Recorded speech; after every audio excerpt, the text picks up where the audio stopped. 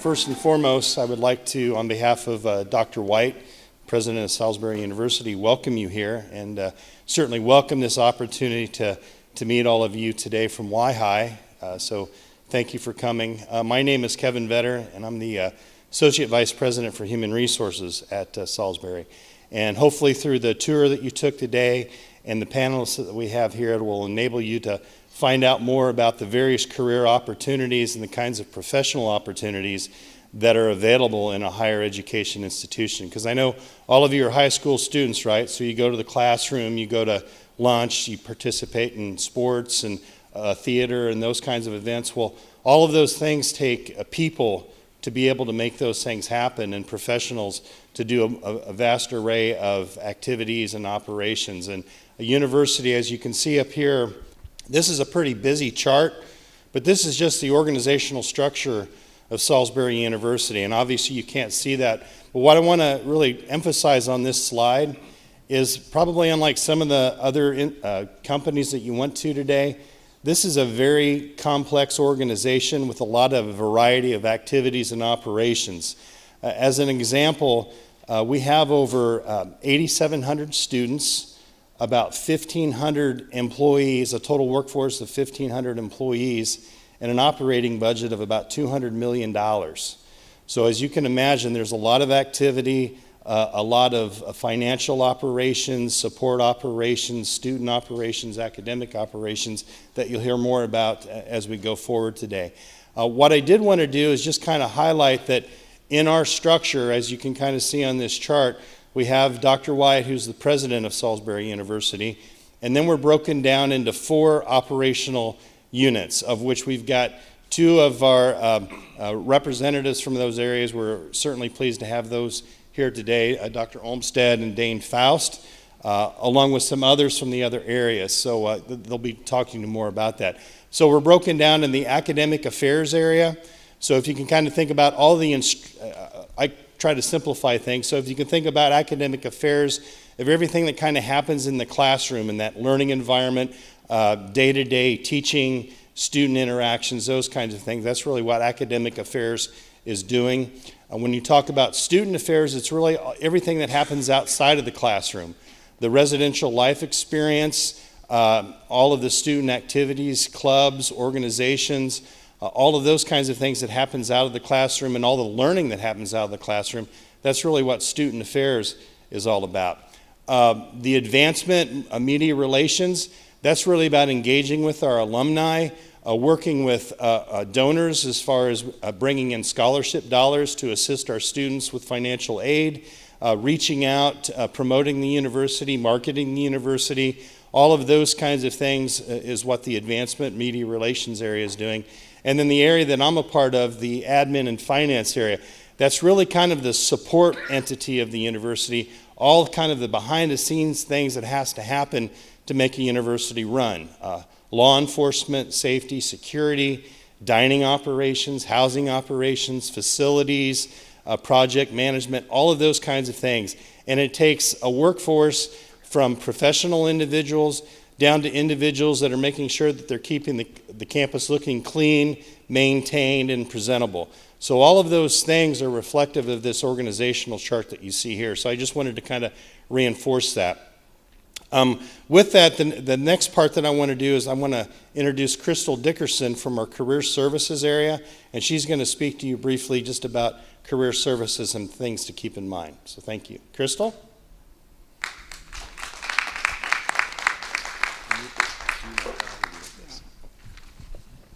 I think everybody can hear me okay, correct? Good morning.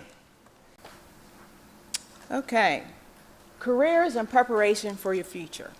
So you're in 10th grade, I assume.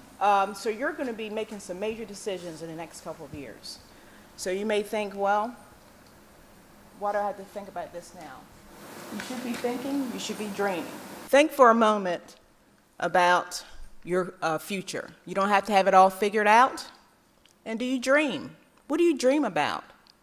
You can achieve those dreams.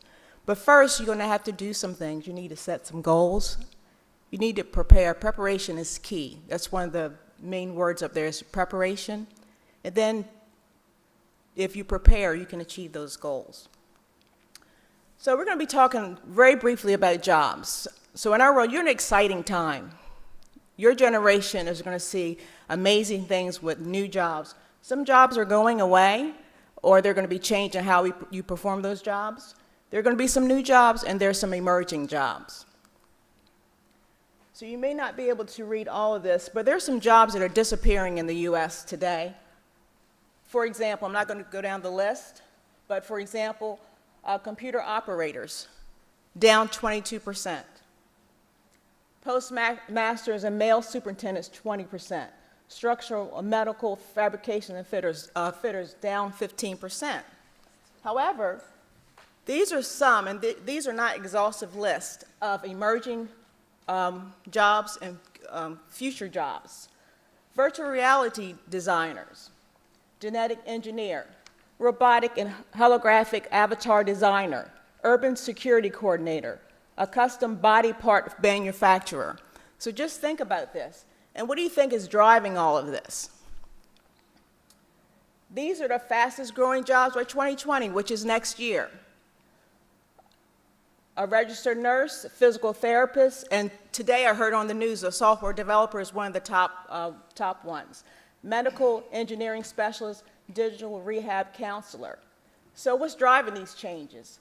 So biomedical advances, technology. You all have this in front of you, probably your phones, how we use our phones. We do everything on our phones today, don't we? We use apps, we pay bills, we do everything, so it's quickly changing.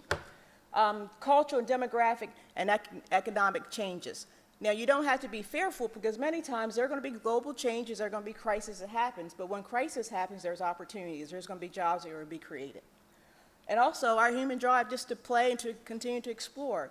You know, we see many things happening in space, and that's going to drive a lot of jobs for the future as well. So it's a very exciting time for you. So this is one of the favorite slides I want to get to about furthering your education. So furthering your education beyond high school is essential because it's going to create a foundation for your future. And over time, if you look at this chart carefully, the more education you acquire, the higher your earnings over time. And then if you look at the bottom, lower the unemployment rate will be much lower. So keep this in mind when you think about going to further your education, because this is your foundation, and education never ends. You're going to be ever learning. So with that being said, whatever career that you're going to decide on, there's some things that employers are looking for. They're looking for critical thinking and problem solving. We hear this from employees every day. When we get jobs, when they do interviews, these are things they're looking for. They're looking for a professional work ethic. Communication skills are very important. Technology, because we can't get away from technology. It's in every industry, in every sector. Leadership skills, being able to work on a team, how you work well with others, global intercultural fluency, and how you manage your career. So keep this in mind to set the goals, to prepare, to use your resources, and you can achieve those goals.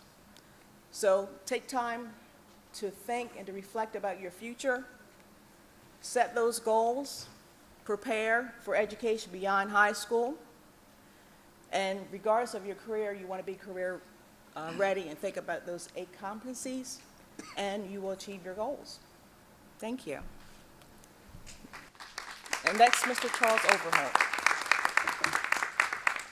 All right, everybody, my name is Charles Overholt, and I am your admissions counselor. So I read all the applications that come from Wicomico High School to Salisbury University. So I'll be working with all of you guys in a couple years when you're seniors. So quick background today, we just learned about why college is important. You can see that the more advanced your degree is, the more you'll make over the course of your lifetime.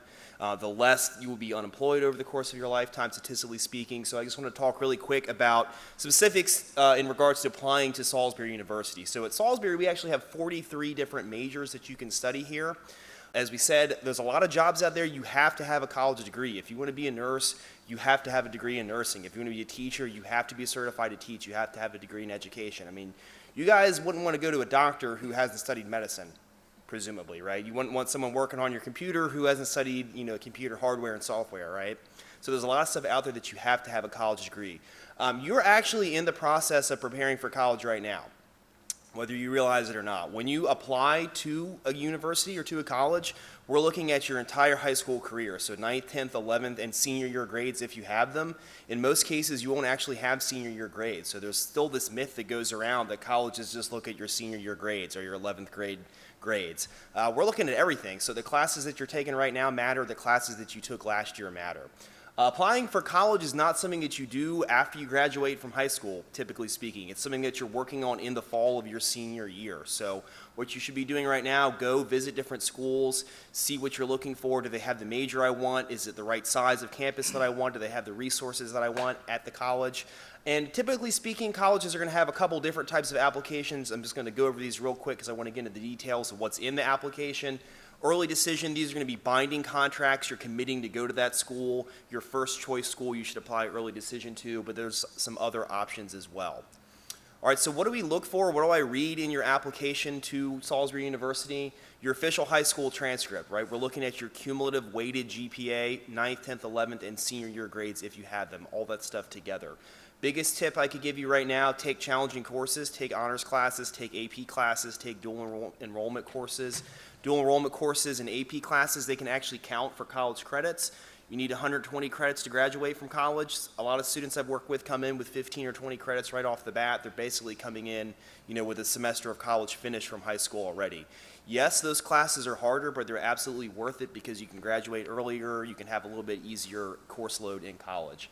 SAT or ACT scores, when do you guys take the PSAT? Is that 10th grade, 11th grade? Take it this year? Already took it. Awesome. Did you guys have fun? Probably not, right? But it's still very important to do well on those tests.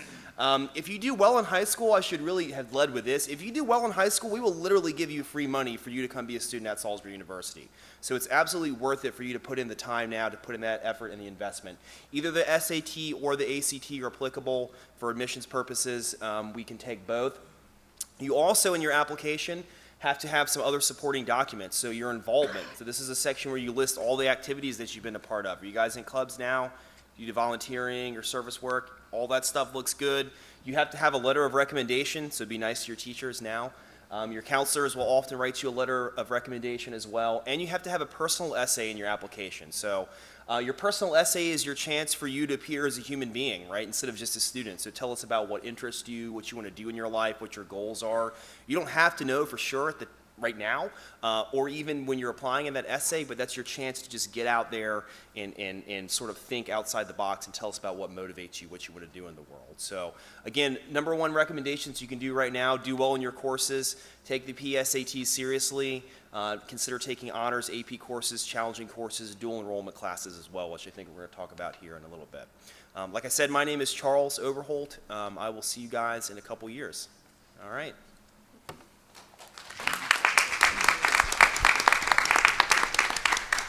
What we're going to do now is just kind of go through, and we've got some folks up here from various areas of the campus to talk about their area and some of the career opportunities that might be available. Believe it or not, I was a 10th grader many years ago, and when I think back when I was a 10th grader, I, like many of you, probably had no idea what I wanted to do when I grew up. Certainly didn't see myself being in human resources, so I guess I would suffice it to say that Salisbury University has a lot of different career opportunities for you.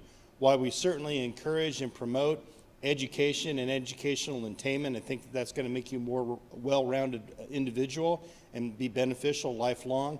There's also skills, or there's various types of positions that you can start out here that don't necessarily require a college degree or a certification or something like that.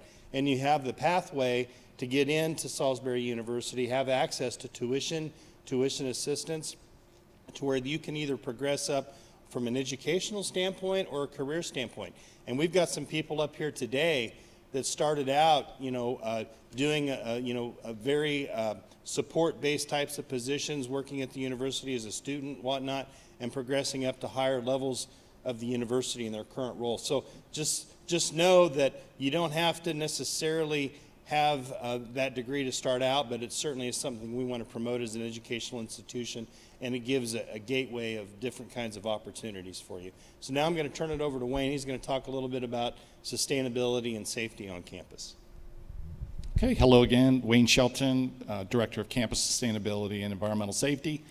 In the world of job opportunities, sustainability is relatively new. I'd say it's probably within the last 8, 10, 12 years that sustainability positions have kind of hit the marketplace.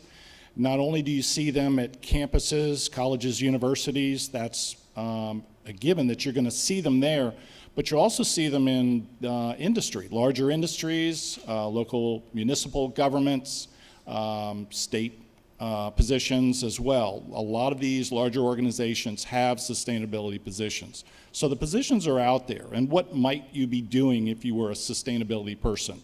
One of the things that I do in my role is manage projects. As we saw briefly a little bit ago, there are a lot of projects around the campus that I get either directly involved with or assist with or help facilitate. I work with a lot of the groups on campus, many of the departments represented here, a lot of the student groups, student organizations, so my day changes on a regular basis. I never know what the day is going to bring in sustainability. I do education for the campus itself and for the public. I promote environmentally friendly practices within the departments and try to be a force of change so that we do better, or that we're greener, more environmentally friendly. I publicize our progress. I put all that information out on the website and make sure it's available for you to search if you ever wanted to find out what and how we're doing it. And we manage a website to do part of that. So we're either on other people's websites so that you can just search the World Wide Web or see what we're doing internally. So what kind of education might you need to be a sustainability type person? Two things that I can point to right now would be to have a minor in environmental studies or focused in the environment, and sciences. Any of the STEM kinds of science courses would be great for you as a background, as a starting point. Some of the skills, as have been mentioned already, communication, software, time management, because you're going to be busy.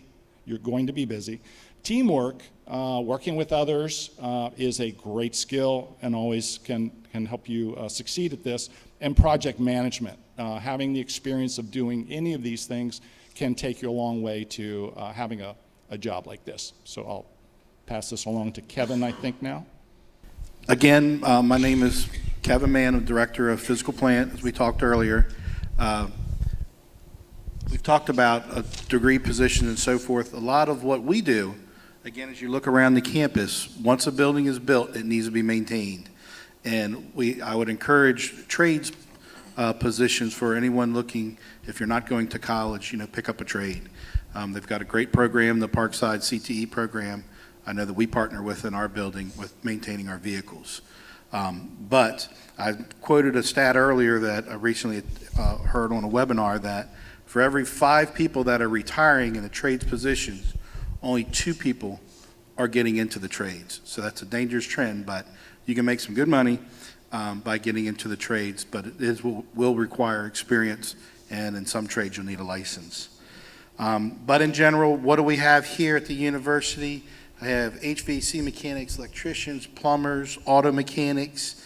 We've got horticulturists, housekeeping.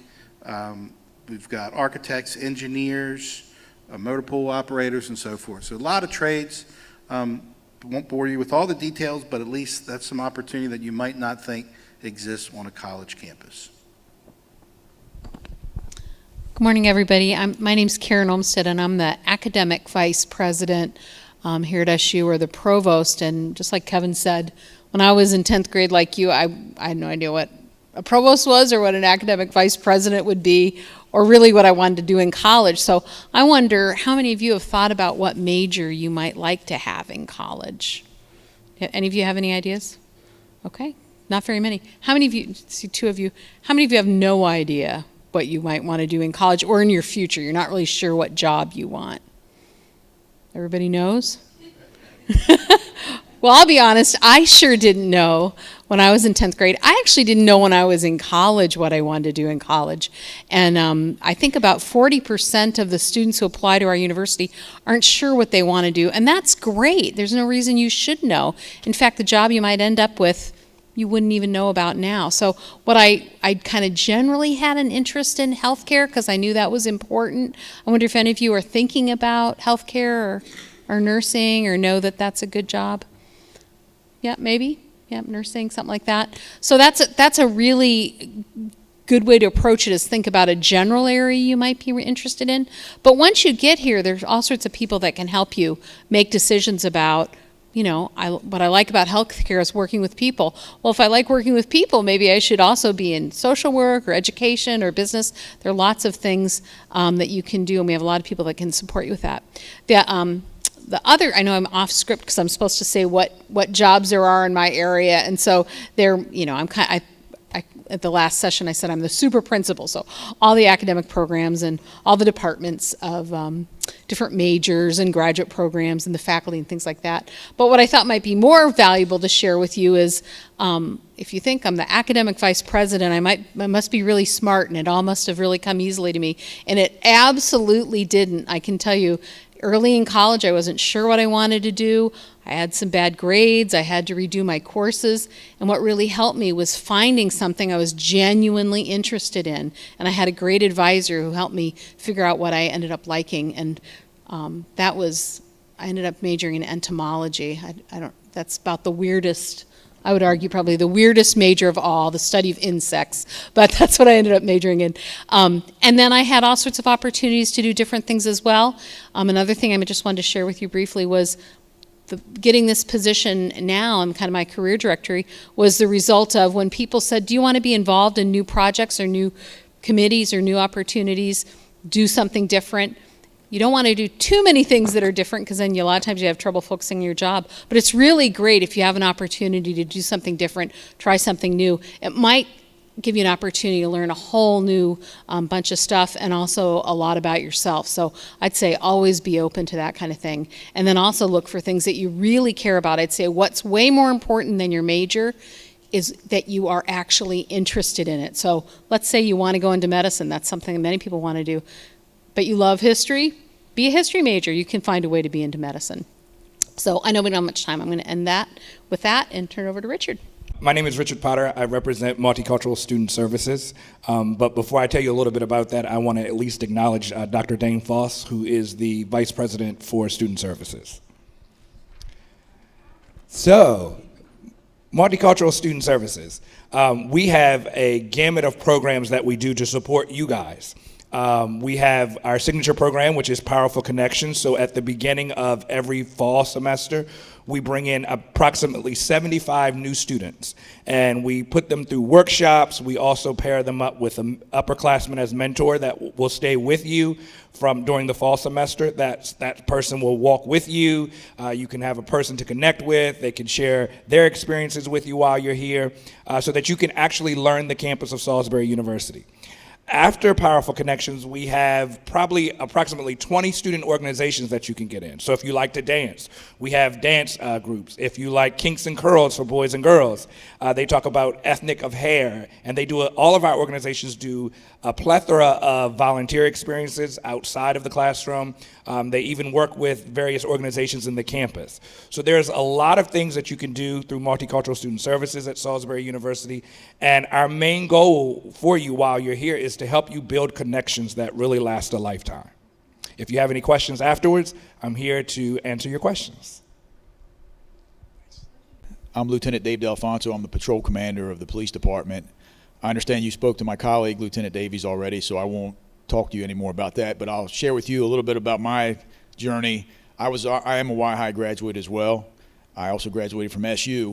When I was in your position, 10th grade, had no idea what I wanted to do. I definitely didn't want to go to college. However, I had some people that were much smarter than me told me, you don't know what you want to do, go to college, maybe you'll figure it out. And that's exactly what happened. I went to college, went to SU. In a psychology class, I learned that law enforcement would be interesting, and it turned out it worked out very well. I got a career 26 years with the state police, but because I had my degree, which I hadn't planned on having, but and I didn't even need it for law enforcement, but because I had it, it made me a better trooper, it made me a better report writer, and I rose through the ranks quicker.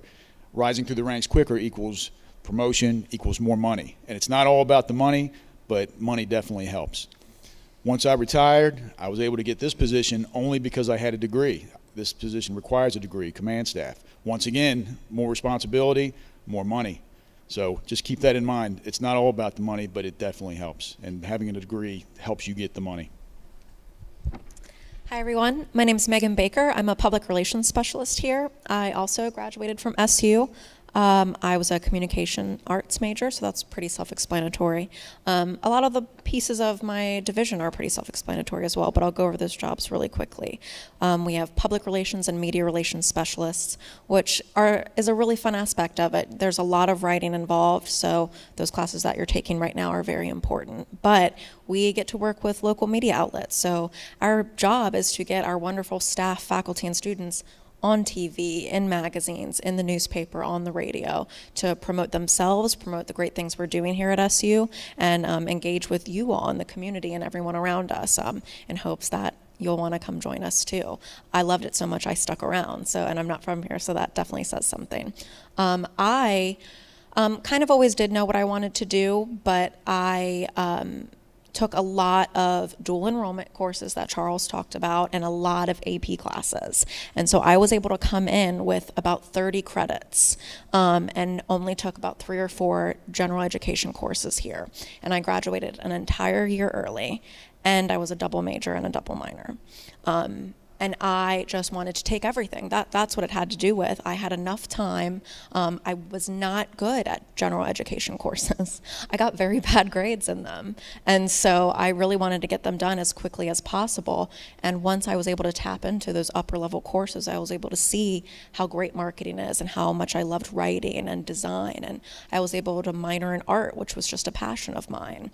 So what I like to tell the students that I interact with on a daily basis is, sometimes it's not a far reach what you get to do in your career. Sometimes it's just tapping into that little passion, that extracurricular activity. So I liked art. I enjoyed my journalism course and my English classes. I liked being on the yearbook committee. You may have student newspapers, you may have student-run TV media stations, and maybe you love that. Maybe you love painting and drawing and photography. The rest of the jobs in my division are videographer, photographer, graphic designers, editors, and we're able to put together the print and digital ads for the university.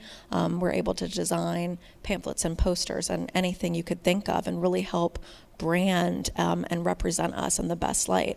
And that's what makes it so fun, because everything's creative and you're able to dabble in so much. We're constantly learning, constantly evolving, taking new courses, and we're able to just be so fun and so creative and also so collaborative. We're able to work with every department on campus, and you get to learn a little bit of everything. So I don't think any of us have a typical day up here, but it's what makes it so fun, and you just never know what's going to happen. Hello. Hi, my name is Ken Kundle, and my official title is Chief Information Officer, but basically I'm the head of IT here on the campus. I am a product of Salisbury University. I went here. Later, I got a degree from UMES as well. I did not know what I wanted to do when I was your age or in college, just like everyone else, but it is very important that you use your college career to explore different areas and see what, as Karen said, what you're interested in. Some of the jobs in IT and some of the areas that we touch in IT, basically we have folks that do various jobs in infrastructure, telephone, cable TV, security cameras, wireless networks, construction aspect. We make sure that when new buildings are built, the infrastructures to support network and all these things are in there. Enterprise systems, we have folks that deal with email, learning management systems. I think you guys have Moodle. We have Canvas, various systems that handle bills, grades, the systems that support the budget, payroll. We have folks that do programming to basically change those or make any modifications that are needed. We have security folks that deal with firewalls, endpoint protection, which is antivirus and anti-malware security stuff that protects end devices like phones and PCs from being hacked and breached. We have client support folks. I believe when you did your tour downstairs, you talked to Kevin Malone, who talked about the help desk. That is our client support part. If you have problems, you contact them, and they basically dispatch people to fix whatever the issue is. We have people that do classroom support. You saw the AV stuff in the back of the room. We also have people that support the classrooms because we have projectors and podiums with PCs in there and various people that design and go out and fix those. Basically, the other piece that we have is software delivery. We have folks that put together packages which deliver software to the many computers that you've seen around the campus. It's kind of rare that we go and visit computers individually to install software anymore. It's all pretty much automated, and we have folks that do that. Inside of IT, there's several paths to get there. Some require a degree. In general, it's not necessarily, there's many people in our department that have various different degrees. They're not all STEM. I would say STEM is a very good one if you wanted to do programming or information management for some of the things. A gentleman at the help desk, he has a degree in English. There is one person who I'm thinking about in programming who has a degree in geography. Just kind of things, we look for people that will take ownership, can communicate well, and work as a team. So there's many paths into IT. There are licensure, or not licensure, but certificate programs that we would consider you for if you were interested in some of those ones. And a number of people work different jobs throughout their career in IT as things evolve. So I think that's it. Thanks, Ken. So with that, that hopefully provides you with an overview of the wide variety of positions and careers that we have here at Salisbury University. So do any of you have any questions of us? Yes. Oh, got it. Do you guys got like a collision repair class? So collision repair class here at Salisbury University? We don't have a collision repair because that's more of a technical side. That would be, I believe, Warwick, but if you're in the CTE program at Parkside, we do have an auto shop for that, but we don't have body repair. We would outsource that portion of it. Do you also have like a mechanic? Is that also with Warwick, mechanic? Mechanic, I believe they have that at Warwick. That's more of a technical, Warwick will handle the technical side. But as a career, we do have auto mechanics at SU.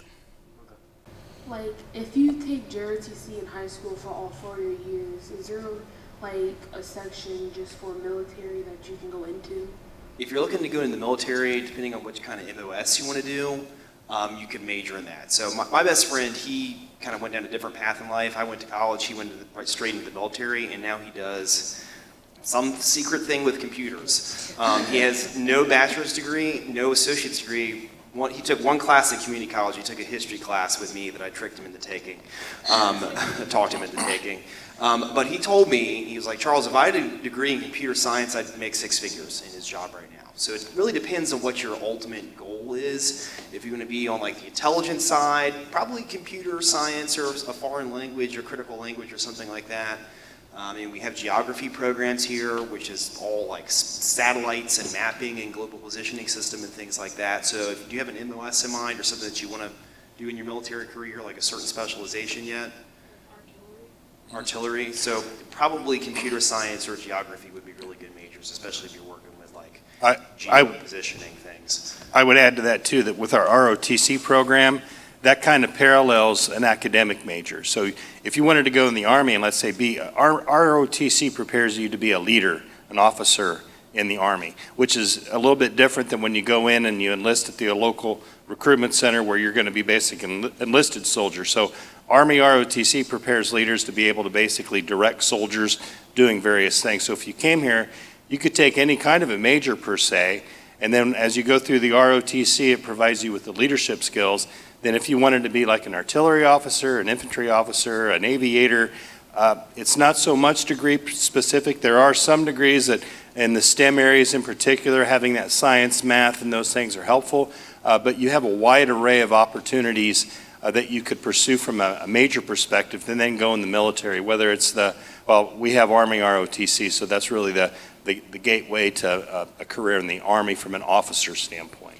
We have a lot of students, well, not a lot, but many students I know who've gone into the military, even outside of the ROTC program, is through healthcare as well. Yeah. Because certainly healthcare is a really important service that the military provides, active duty and retired folks and their families. So we have folks that are nurses or go on to dental school or something and work in the military.